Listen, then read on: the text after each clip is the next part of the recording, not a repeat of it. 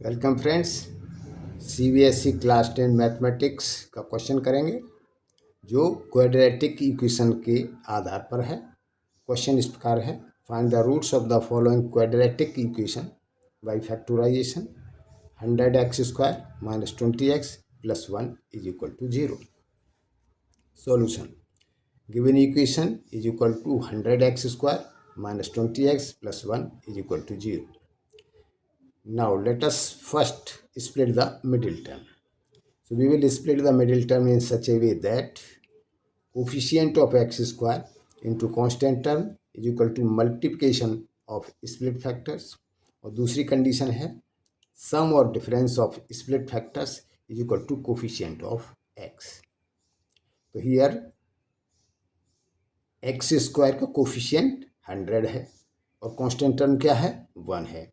तो इनको हमने ब्रेक किया या स्प्लिट किया 10 × 10 यानी 10 × 10। और दूसरी condition -10 is equal to coefficient of x -20 के बराबर है। Now rewrite equation one as under 100x² - 10x - 10x + 1 = 0। 10x हमने कॉमन लिया इन फर्स्ट टू टर्म से, तो यहाँ से बचा 10x - 1 और ये लास्ट की दो टर्म से -1 कॉमन लिया, तो इसमें से बचा 10x - 1 = 0। अब हमने 10x - 1 कॉमन लिया ये ब्रैकेट, तो 10x - 1, तो यहाँ से बचा 10x और इसमें से बचा -1, तो दूसरे ब्रैकेट में 10x - 1 = 0.